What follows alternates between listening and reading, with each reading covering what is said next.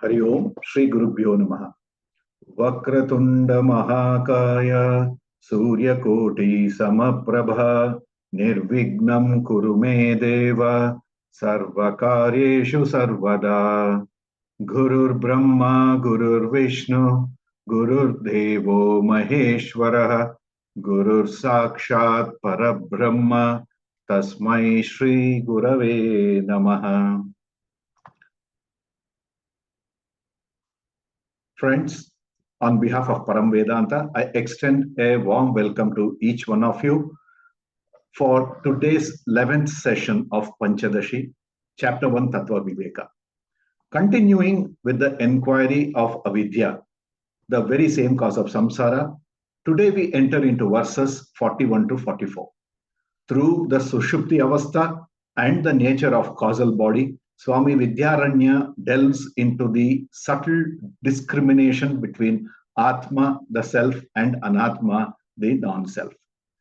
He metaphorically guides the seeker to extract the pure consciousness from the layers of the body, mind, and intellect through Viveka. The manas or mind being both the source of bondage and liberation, it must be refined and directed towards self-inquiry to understand that the self is distinct from all material causes. Today, guiding us through these verses, we are privileged to have Srimati Triveni, Sri Ullas, Srimati Vasumati, and Kumari Viksha, who will be presenting their insights and explanations. Later in the session, Srimati Vidya Prabhu will conduct the quiz segment. The entire session will be moderated by Dr. Timoppa Hegdesa. In our previous session, we studied verses 37 to 40, and to help us reconnect with the flow of the teaching, Dr. Satyanarayana Lale will briefly revisit these verses. Let us now begin with a recap of the verses 37 to 40. Over to Dr. Satyanarayana Lale. Shri Gurubhyo Namaha. In the last class, we have started to see how to differentiate Atma from Pancha Koshas. Let us see verse by verse.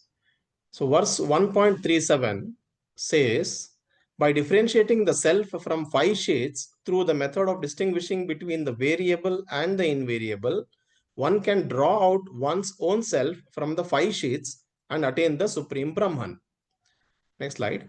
We have to carefully analyze this in order to know that Atman consciousness is not any of the 3 bodies.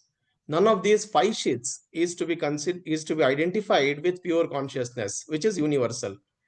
Consciousness is infinite by itself, but each of the 5 bodies is limited and is the opposite or the contrary of consciousness. We have to lift this Atman out, free this Atman from involvement in the 5 sheets, and attain to that infinity of ourselves, which is the same as the attainment of Brahman.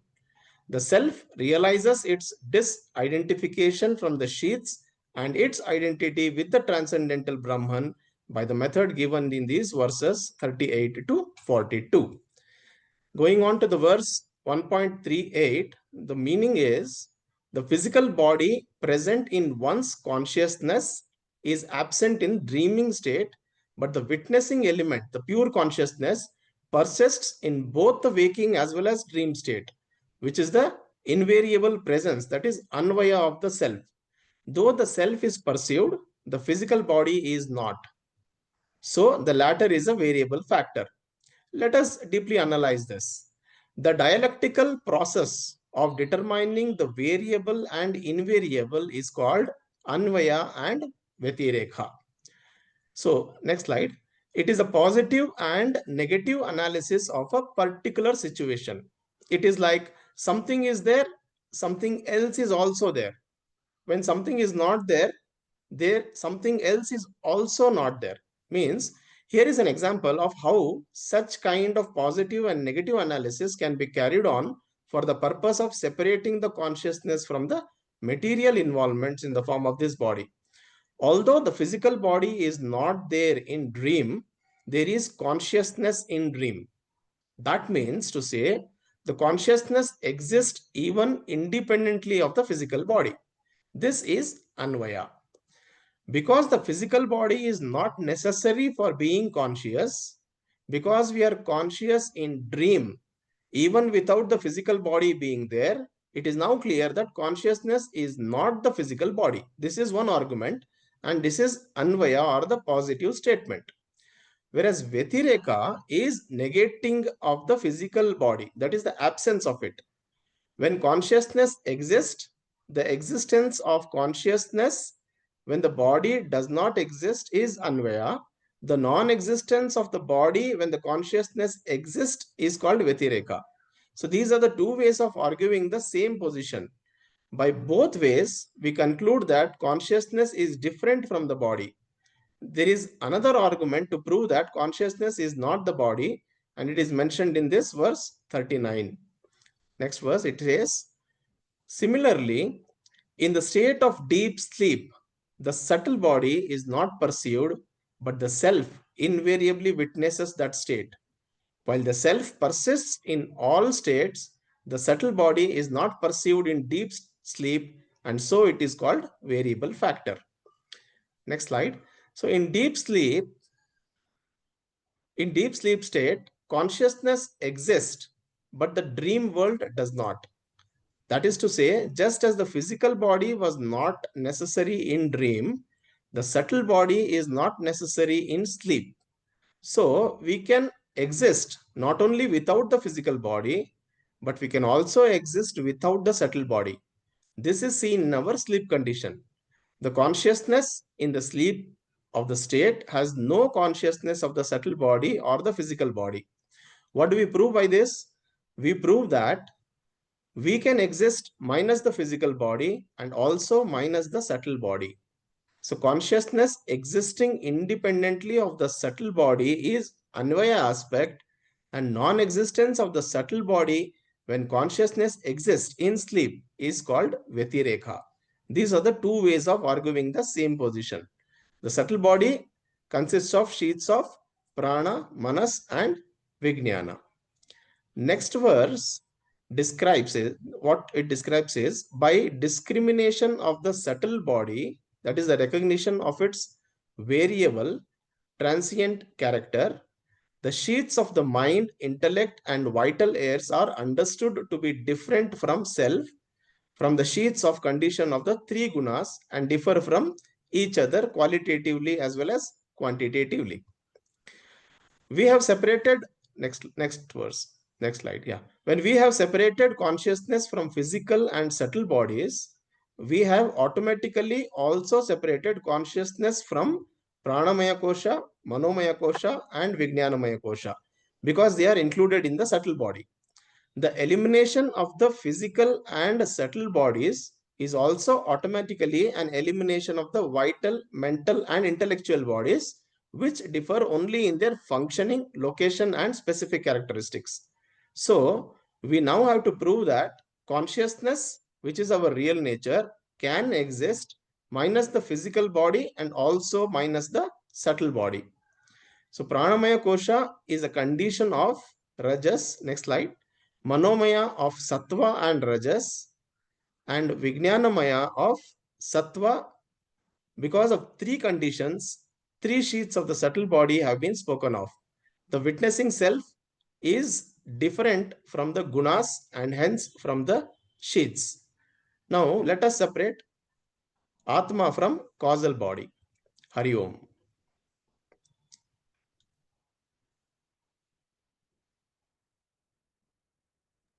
Thank you very much, Dr. Satyanarayana, for a recap of the verses that we studied in the last class. Sadashiva Samarambham Shankaracharya Madhyamam Asmadacharya Pariyantam Vande Guru Paramparam. Om. Let us continue with the next set of 4 verses.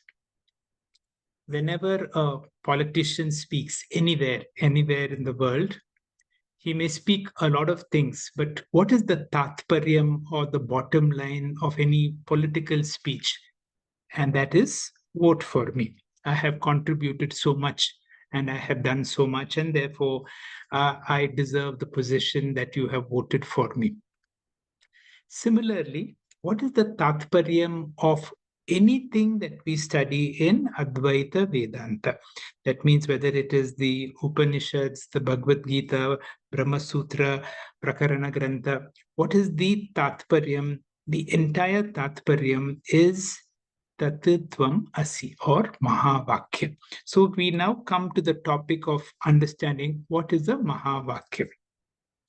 Any statement which reveals the essential oneness of all of us with Paramatma is called Mahavakya. So in Sanskrit, it is Jivatma Paramatma Aikya Bodhaka Vakyam is considered a Mahavakya. And if you see the Gita or the Upanishads, there are full of Mahavakyas. But all the, whenever we refer to Mahavakyas, sometimes we take the sample Mahavakyas. So the Rig Veda, the Ajurveda, the Samaveda, the Atharva Veda, each of them have given us some sample Mahavakyas like Prajnanam Brahmam, Aham Brahmasmi, Tatutvam Asi, Ayam Atma Brahma. These are considered as the sample Mahavakyas. But in each of the Upanishads of each of those Vedas, there are hundreds or many Mahavakyas. There is a nice story to help us to remember the whole sequence of Mahavakyas. A very keen student goes to the teacher and he says, I want to know about Vedanta. And after due preparation and, Mahavakyas cannot be given without adequate preparation. The preparation is sadhana chatustaya sampanna. And once the mind is prepared, that is why a lot of time takes for the preparation. Once the preparation is there, then the teacher only has to give one sentence, the Mahavakya. So the teacher says, Prajnanam Brahma. The essence of all Vedanta is consciousness. You are conscious, you are able to experience everything in the world. That consciousness is Brahman.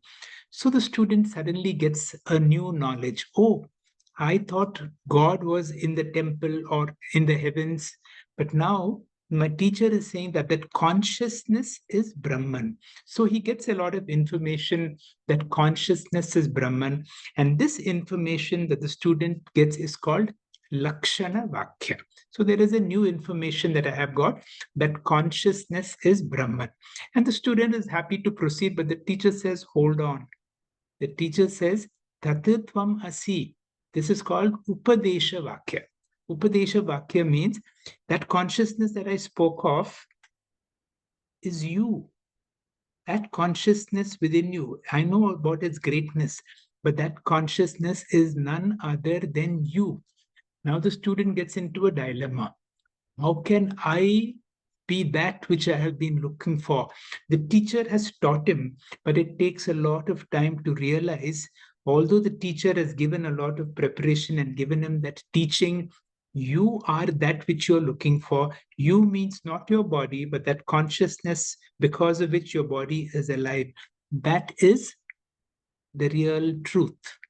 And after a lot of Mananam and Nidithyasanam, after the teacher has given that teaching of Tattvamasi, the student now has a realization. He comes back to the teacher, and this is called Anubhava Vakya. I have got it. Aham Brahmasmi. This is a great exclamation that I have understood your teaching, Maharaj.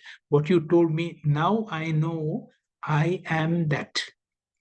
Aham Brahmasmi. And then the rest of the life for the teacher is called Anusandhanam. That means the rest of our life is to be able to meditate on Ayam Atma Brahma. Ayam means that which is very intimate and which is the intrinsic part.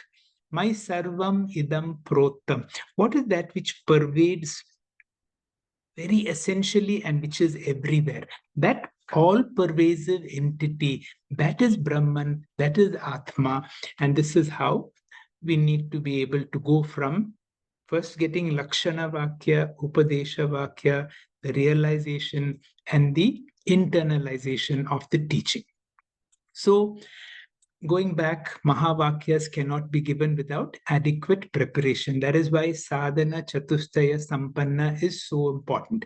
My mind should be a fit receptacle for the teaching.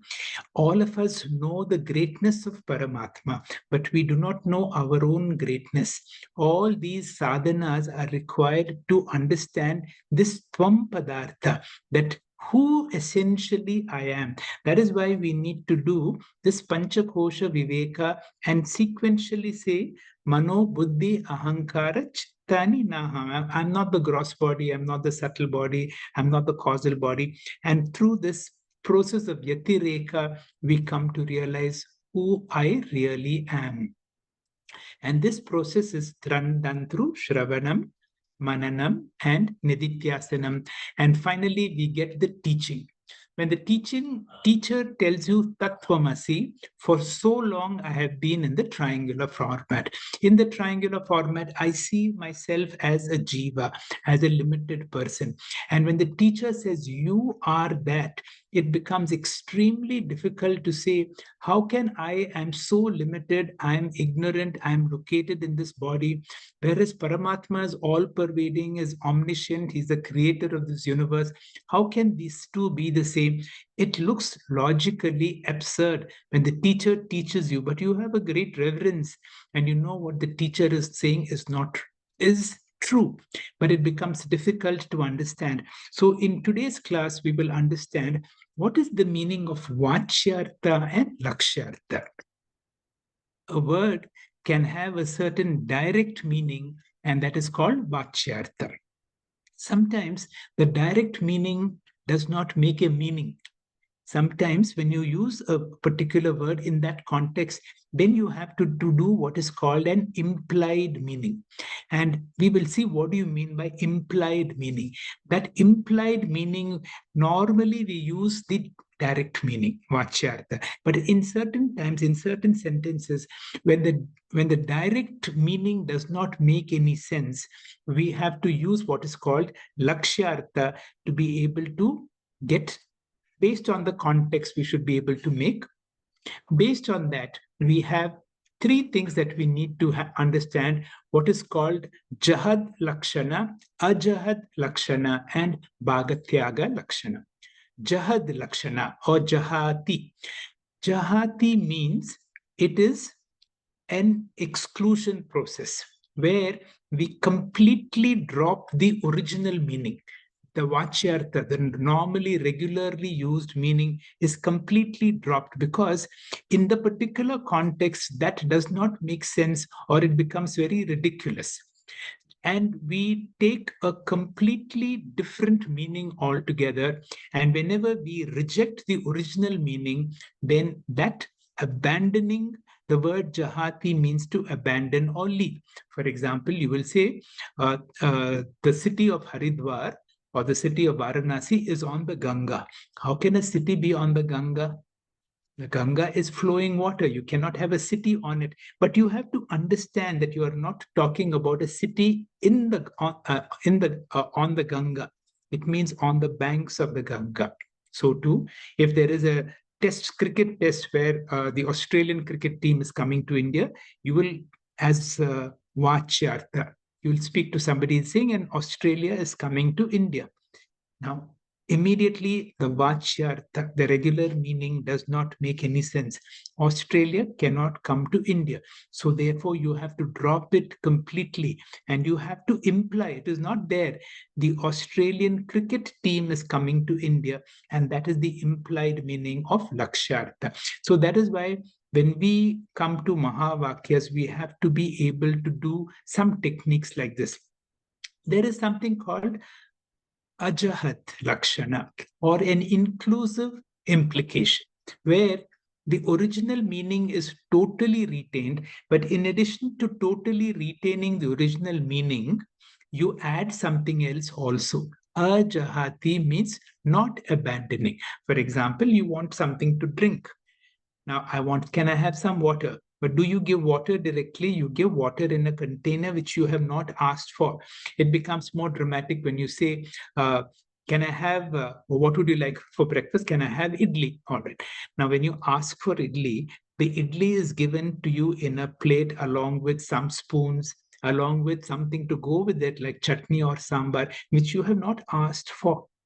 So, Ajahad Lakshana is a kind of where, although you may use a particular word, then you add a lot of things. You retain it, but you add something else, and that is called Ajahad Lakshana. There is now another method called Jahad Ajahad Lakshana, where there is partial rejection and retention. Sometimes you have to do, and that is exactly what we do for Mahavakya Vichara, which will be explained in class today. Now, this is the most important one for Vedanta. We reject one part, which is causing contradiction, the incidental part, and we retain another, which is the essential part. So the incidental part is retained, the essential part is retained. Bhaga means part, Tyaga means to give up. This is also called Jahad Ajahad Lakshana. The common example given is for, it will be mentioned in class today. When you ask for a mango, a total mango is given. When you say, I ate a mango, you immediately understand that you have given up tyaga of some of those parts of a mango which are inedible. You understand it. So too, there is something called Soyam Devadatta. That means after many years, you have seen that small, cute child when you entered a house some 20 years ago. Now that same child has become a big grown-up boy, and that you don't see a trace of that cuteness in this big person who's come. But the mother is able to say, this is that same boy that you saw. This is the same fellow. Now, so this is what is called the essential is retained, but the incidental part, the body part, now is being rejected. That is what is called Bhaga Tyaga Lakshana. It will be explained in today's class how we have to work on the Tvam Padartha in all of us. What is the essential part? Remember, Mano, Buddhi, Ahankara, and Chitta are all the Upadhis. So we exclude all of them, retain the essential part or the Sakshi. That is as far as the Tvam Padartha. So too with Tat Padartha. When you talk about Tat Padartha, because of Maya comes the whole of creation and the whole of the grandeur. So you exclude all the Upadhi, and when you retain the water component in the wave and the water component in the ocean, and exclude the name and form, that is what is called Bhaga Tyaga Lakshana. Again, it will be explained in class today.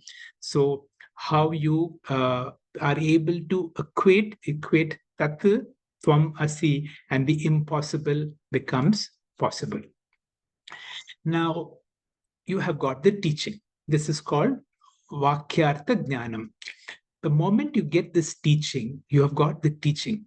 Suddenly you get this idea, the moment you hear the Mahavakya, two things will come to your mind. The thought of Brahman is away, should go away. That Brahmatvam is not something that is away from me. It is my essential nature. And we need to drop that fact that I am a limited being.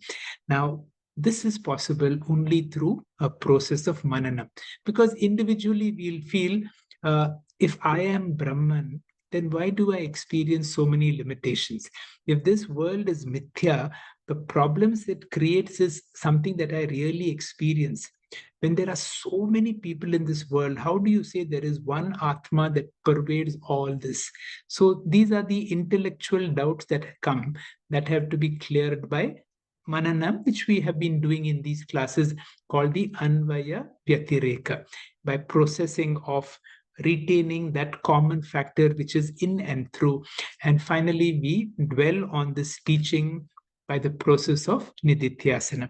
When you dwell on this teaching, the habitual notion or the Viparita Bhava that I am a limited individual and then Bhagwan or Atma or Brahman is away from me goes away, and we have to work on our vasanas, which have been a very strong impression on our mind for a very long time.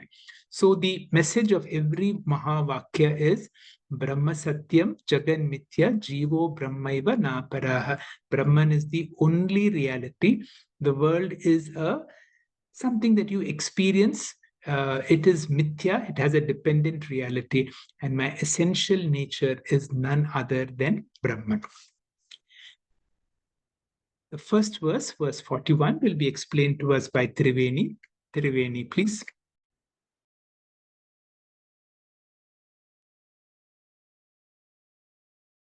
Om Shri Gurubhyo Namaha. Sushuptya bhane bhanantu samadhavat manonvayaha Vyatirekastatma bhane sushuptya navabhasanam. Avidya, manifested as the causal body or bliss sheath, is negated in the state of deep meditation, in which neither subject nor object is experienced, but the self persists in that state, so it is the invariable factor. But the causal body is a variable factor, for though the self persists, it does not. This is the verse meaning in general. In this verse, we examine the Anandamaya Kosha, the sheath of bliss, by focusing on the state in which Atma Jnana or self-knowledge is present and Ajnana or ignorance is absent. This is the state of realization where one abides in the knowledge Aham Brahma Asmi. Aham Brahmasmi. I am Brahman. This state cannot be classified as Jagrat Avastha, since it does not involve engagement with the external world. Nor can it be called Swapna Avastha, which arises from latent impressions or vasanas. If Jnana were a dream, it would lose its validity. It is also not Sushupti, deep sleep, because Sushupti is marked by ignorance of the self. In deep sleep, Ajnana persists, which is why the Karana Sharira or the causal body is referred to as Avidya. However, for a Gnani, when the mind is absorbed in Jnana Vritti, ignorance is absent, and thus the Karana Sharira ceases to exist. Atma remains present in both states, whether ignorance is present or absent. But in the state of Jnana, Ajnana is entirely absent. According to Tattvabodha, Ajnana is synonymous with the Karana Sharira. In the state of Jnana, where the self alone shines and ignorance has dissolved, this condition is termed Nirvikalpa Samadhi, a subject to be explored further.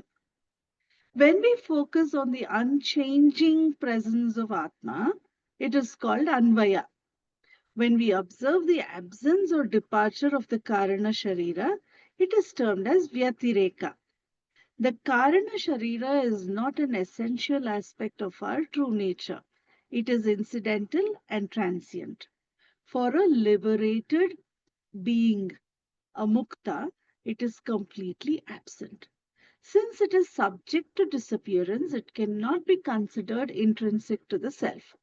Thus, we distinguish Atma from the three bodies, Sharira Traya, and the five sheaths, that is the Pancha Koshas.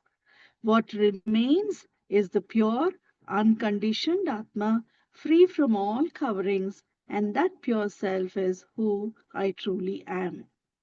In conclusion, Avidya, which appears and disappears, is Vyatireka. It is separable. The self whose presence is uninterrupted across all states of experience is Anvaya, that is continuous. This establishes that our true identity, the real I, is none other than the self. Hari Om. Thank you very much, Triveni, for a very nice explanation of another very unique aspect of Swamy Vidyaranya, where he's making a comparison of Nirvikalpaka Samadhi, a state when there is no awareness of the object, there is no awareness of the subject, there is pure awareness. That means you are full of consciousness and there is no ignorance also.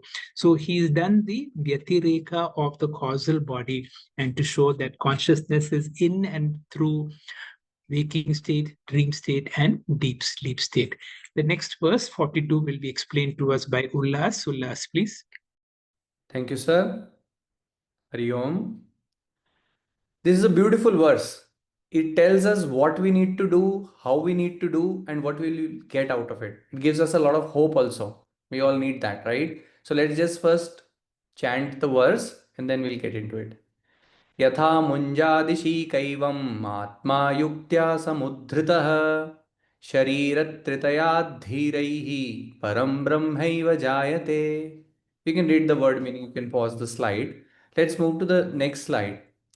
As sir was saying earlier, what is the tatparya of all these studies that we do? What is our real job? There are different methods, Anvaya Vyatireka method or Bhaga Tyaga method.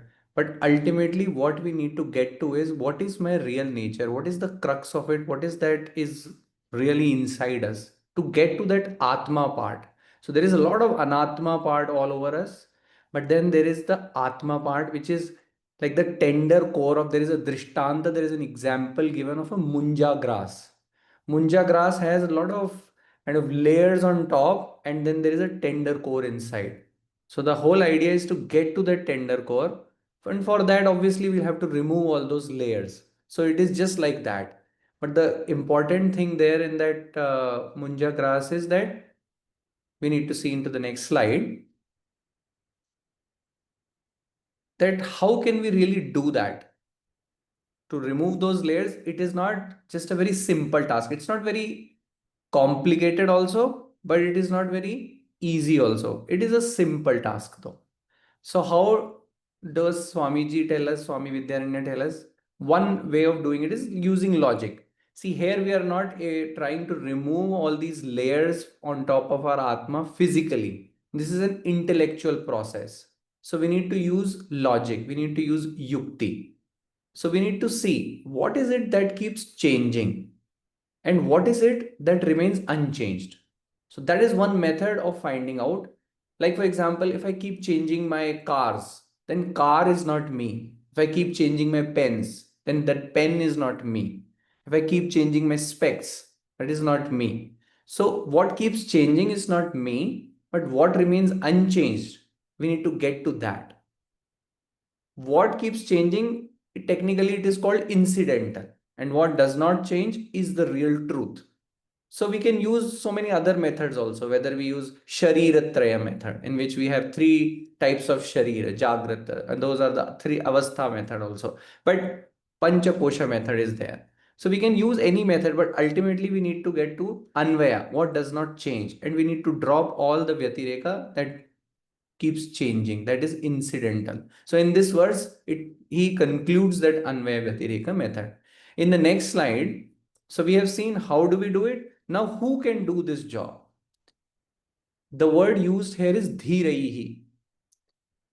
As I said, this is not an easy task, but it is not very complicated also.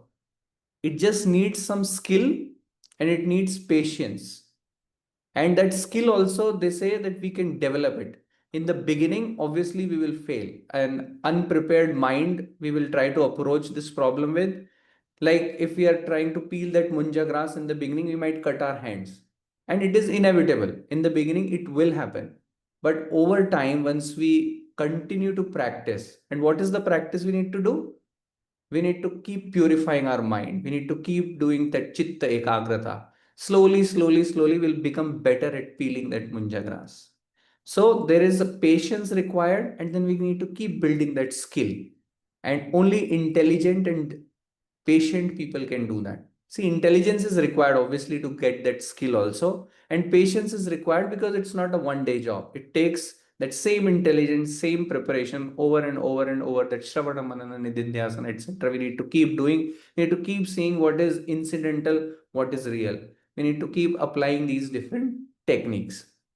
So another example which I would like to use from cricket is that this is the same person, but he has 3 different jerseys he has played for. Once at Delhi Capitals, sometimes at Knight Riders, at Punjab Kings. What changes is just the dress on top of that. But the real person, the cricketer behind that is the same. Now, the good thing is that he needs to keep doing the role of Delhi Capitals captain when he's in Delhi Capitals, Knight Riders captain when he's Knight Rider, Punjab Kings captain when he's Punjab Kings captain. So we need to just see what role I'm playing right now. Depends upon the jersey, maybe the incidental, but the underlying thing is the same. He still knows how to play a cover drive or a pull shot or whatever. So that is the Atma. We need to understand what is the real thing which does not change. And then what are these things which keep changing? Maybe because of that, let's say all the relationships, etc. that we have, we need to keep following those roles also. I'm digressing a little from what Swamiji has told in this verse, but the bottom line is this only, that to get to that core part of the Munja grass, we need to peel those layers. Similarly, to get to our Atma part, we need to very carefully keep on dropping those incidentals, and that is a gradual, long process. And in the last slide, we see that there is a promise being given to us that so many rishis have attained it already. We can also attain it. Brahma Jnana can be realized, not in the first attempt or in the second attempt, but patiently using our intellect. We keep trying, we will achieve it. It is not that maybe we will achieve it. We will achieve it, all of us. We just need to continue doing that same exercise of purifying our mind, chitta ekagrata, shravana manana nididhyasanam, dropping the incidentals, getting to know what is my real nature. Keep doing my nididhyasanam on that, keep dwelling on that fact, and it will be revealed. So that's the hope given, that's the promise given. So it's very beautiful. Thank you, sir. Hari Om. Thank you very much, Ullas. That was a very nice explanation of a very important aspect of Vedanta. Using the Munja grass example, ask yourself this one question. Over the years, look at your photograph when you were a small child. Your body has changed, your mind has changed, your thoughts have changed, your education, your outlook has changed, but you are the same. What is that which is so intrinsic to me that has never changed? Now, when you ask somebody who has seen you after a long time, they'll say, you have changed, but you'll say, no, I am the same. What is that which is the same? This is what we need to discover, and this is what we call as the Atma, the real me. Dr. Vasumati, please. Om Shri Gurubhyo Namaha. The verse number 43 goes like this. Para apara atmanorevam yuktya sambhavitaikata tattvamasyadika vakyaihi sa bhaga tyagena lakshyate. Jivatma, cleared of various sheets, that is made devoid of all experiences by logic, by reasoning of Anvaya Vyatireka, Pancha Kosha Viveka, is made possible as stated in the Mahavakyas. That oneness of Jivatma, Paramatma is expounded in Tattvam Asi by Bhaga Tyaga Lakshana. Next slide, sir. In this manner, as explained in the previous verse, the oneness of Jivatma and Paramatma has been proved logically. Aikya is not impossible, and it is logically possible. The body is mortal, and being identified with the body, I cannot claim immortality. Identified with the mind, I cannot claim all-pervasiveness, for the mind is finite. Identified with the Karana Sharira also, it cannot be done. If I look at myself with any one of the bodies, I have no right to claim I am Brahman. If I look at myself from the Chaitanya standpoint, the body limitation belongs to my body alone. All limitations are distributed to Stula Sharira, Sukshma Sharira, and Karana Sharira. Whereas I, the non-Sharira Chaitanya, am problem-free. Then what obstacle is there in accepting I am Nitya Mukta? From Chaitanya, how can you talk of a sun? When you talk of a sun, you look at something from the standpoint of the body alone. You will be Brahman if the word you is understood as Chaitanya. This truth alone, the identification of Jivatma and Paramatma from Chaitanya Drishti alone, is revealed in Tattvamasi Vakya. Tat is Paramatma, Tvam is Jivatma, and Asi is Aikya. You, the Jivatma or the Paramatma, You need not become Paramatma. You need not join Paramatma. The grossest confusion is Jivatma joining Paramatma or Jivatma becoming Paramatma. The right knowledge is Jivatma owns up. I am Paramatma. Next slide, sir.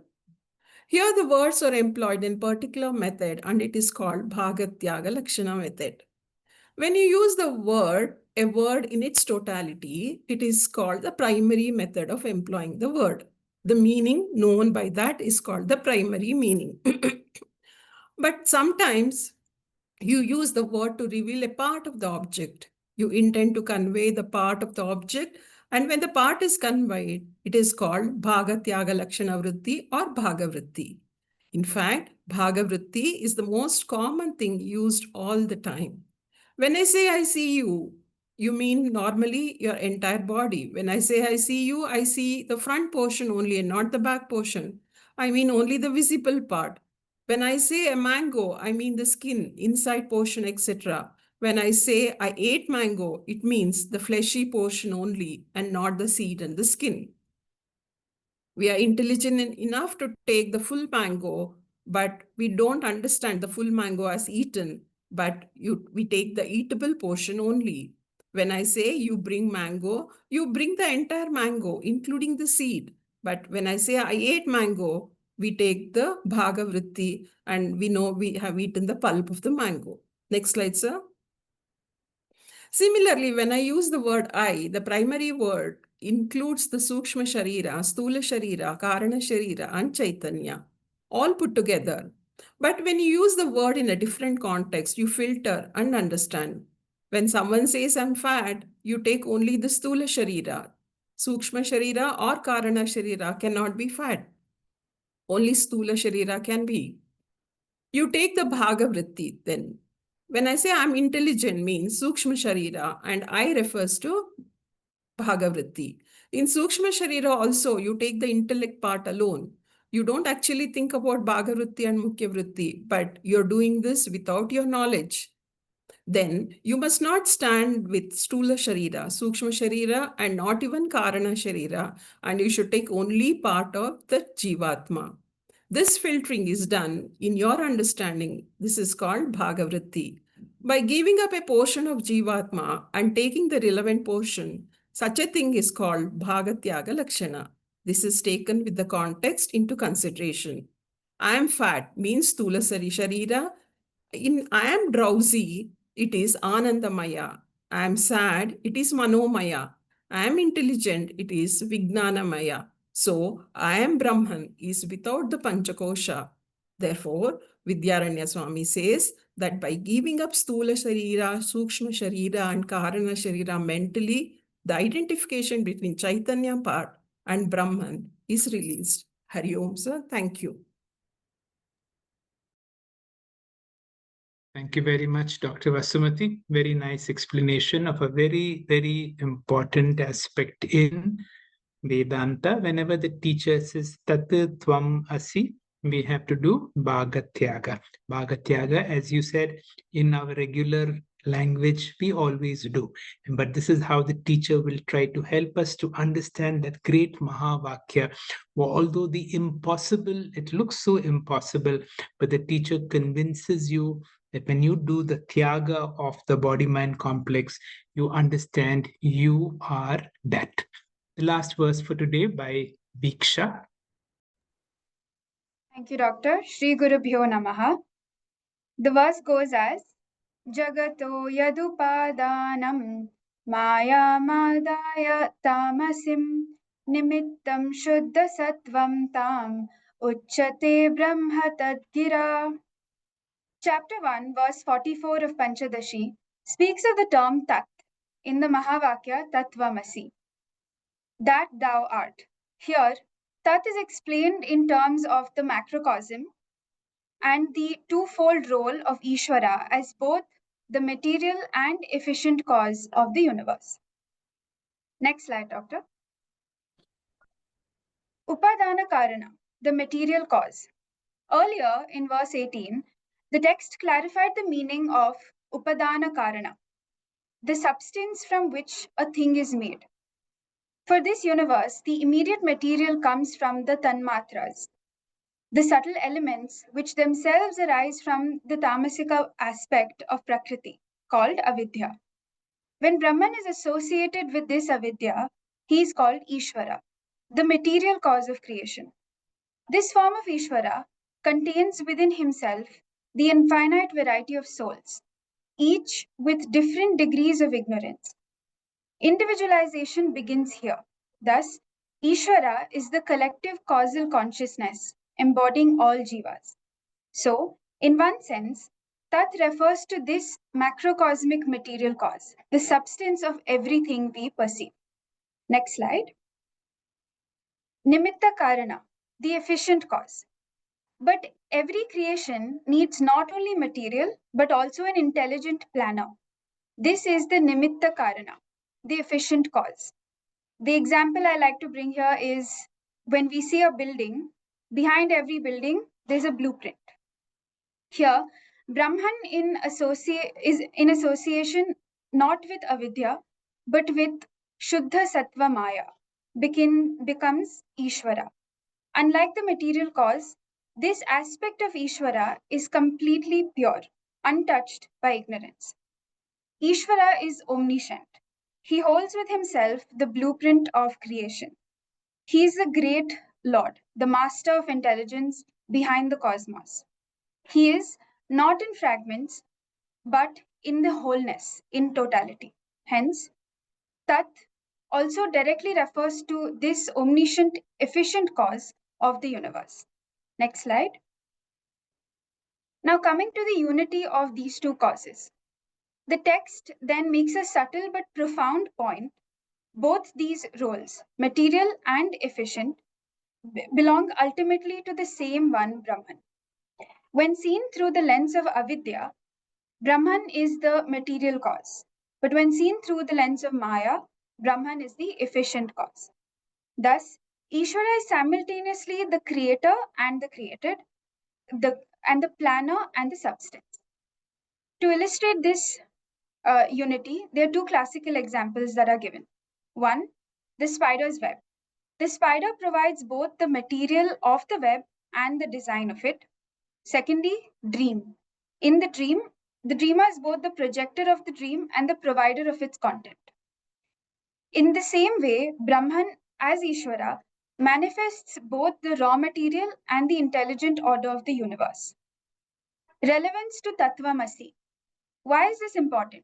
Because when in the Chandogya Upanishad, it declares that Tattvamasi, the Tat is being pointed to as not a limited entity, not a deity external to us, but the very Brahman who is both material and efficient of all that exists. This understanding elevates our contemplation. The world, the jiva, the order of creation, all of these rest upon that Brahman. Next slide. Concluding this beautiful verse 44 of Panchadashi deepens our appreciation of the word Tat as the universal cause. It shows us that Brahman associated with avidya and Maya is not only the substance of the universe, but also its divine planner. And when we meditate on Tattvamasi, we are being guided to see that our own essence, Tvam, is none other than this all-encompassing reality. Just as the dreamer and the dream are not two, so too the self and the universe are not two. They are Brahman alone. Thank you, Shri Gurubhyo Namaha. Thank you very much, Viksha. Very nice explanation of a very difficult verse.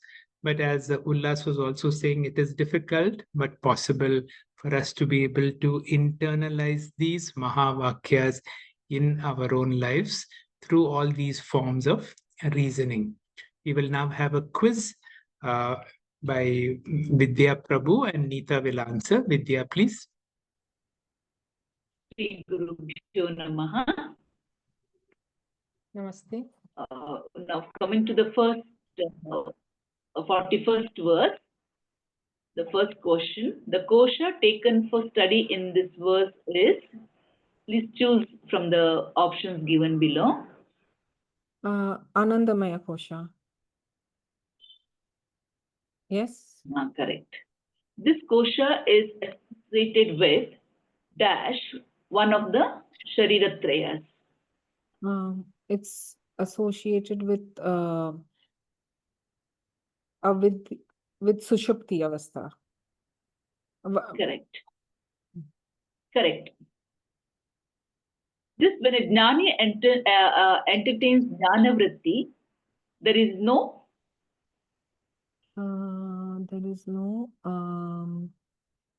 Ignorance.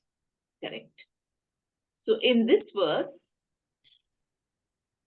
dash is distinct from dash is talked about. In this verse, Atma is distinct from the Sharira Traya, which is talked about. Correct. So the kosha taken for study in this verse is Anandamaya kosha. Second question, this kosha is associated with Sushupti, one of the Sharira Trayas. Third, when a jnani entertains jnana vritti, there is no ignorance or avidya. Fourth, in this verse, Atma is distinct from Sharira Traya is talked about. Now, the next question. When we take Anvaya Vyatireka method to identify Atma in this verse, the presence of dash is dash. And when we focus on the absence of dash, it is dash. You have to choose from the options once again. So Anvaya Vyatireka is a tool to to separate. So we need to have the presence of Atma, and that is Correct. taken as Anvaya. And then we should focus on the absence of the Karana Sharira, which is the Vyatireka. Correct. So when we take Anvaya Vyatireka method to identify Atma in this verse, the presence of Atma is Anvaya. And when we focus on the absence of Karana Sharira, it is Vyatireka. Correct. The next question. This happens in the in the Samadhi state, right? Yes, yes. No. Now the third question. For a Jivan Mukta, gross, subtle and Karana Sharira are not his. It's not his intrinsic nature, but only his incidental nature. But only incidental nature. Incidental nature. Correct. Very good. Next. Next, you have to match the following now. Separating the Atma from the Pancha Kosha method is a intellectual act, and Munja grass example is given to identify the Atma from the Sharira Traya and the Pancha Koshas. We have, so because in the Munja grass, we take out the outer layer and we get to the core. And in the same way, when we do the Pancha Kosha Viveka and the Sharira Traya Viveka, we, eliminate all the koshas and we eliminate the incidental koshas and we get to the intrinsic Atma. Correct. And I am essentially of the nature of Brahman. Correct. Now, going to the next question. Dash is the method employed by Swamy Vidyaranya for Jivatma to own a Paramatma in this verse. Which is the method mentioned? It's given there. Bhaga Tyaga Lakshana.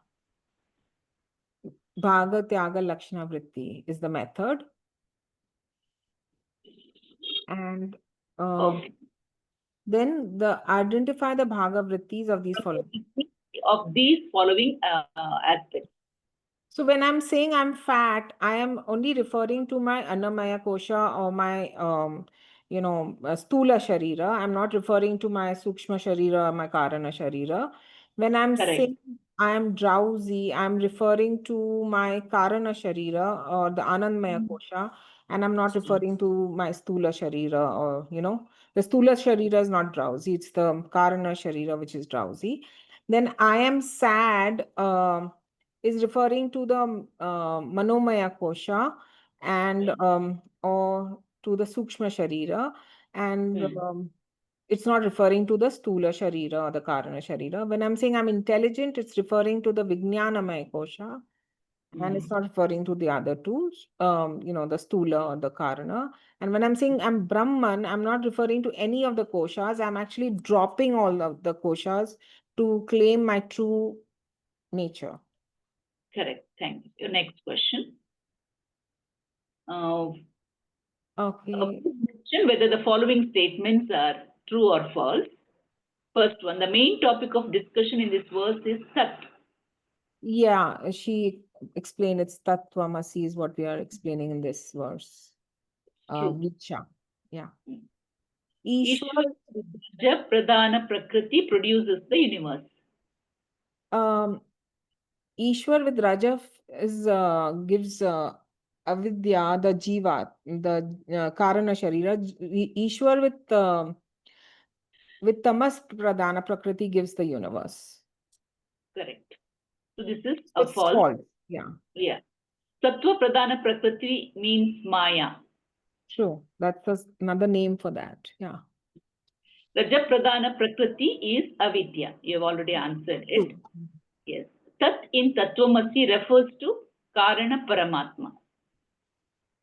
Karana Paramatma means it is the yes, it's true. True. It's, Swamy Vidyaranya says moksha is conversion of Leela into life. False. It's convert, we take life as a Leela and nothing else. Yes. So next, go to the last question. The primary meaning of Jivatma and Paramatma is? You have given the option.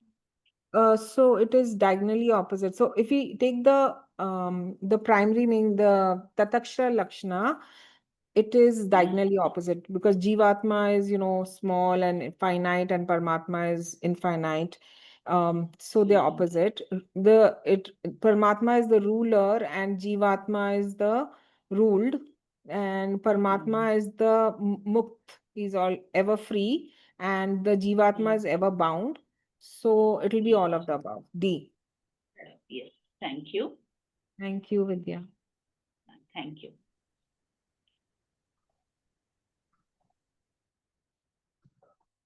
Dhanyavadam to all our esteemed speakers and to Dr. Hegde sir, whose luminous words have helped unfold the simple truths with clarity and grace. A special mention to the engaging quiz from Srimati Vidya Prabhu, which reinforced the key learnings of today's verses. Dear seekers of truth, let us gather again in Satsanga on Monday, the 20th October at 6:45 p.m. for the 15th session of our Mananam series. In this session, in the second Adhyaya of the Kathopanishad, Lord Yamadharmaraja engages in a deeper discussion on the nature of Atma Swarupam. The opening mantras of the first Valli begin with the essential preparation for the knowledge, where the nature of Jivatma and its oneness with Paramatma are emphasized. Dr. Timappa Hegde sir shall help us understand these mantras in detail. Do remember to join us for this session. Friends, let us now chant the Shanti Mantra and conclude today's session. Om Purnamada Purnamidam Purnat Purnamudachyate Purnasya Purnamadaya Purnamevavashishyate. Om Shanti Shanti Shanti. Harihi Om Shri Gurubhyo Namaha. Harihi Om Shri Krishna Arpanam.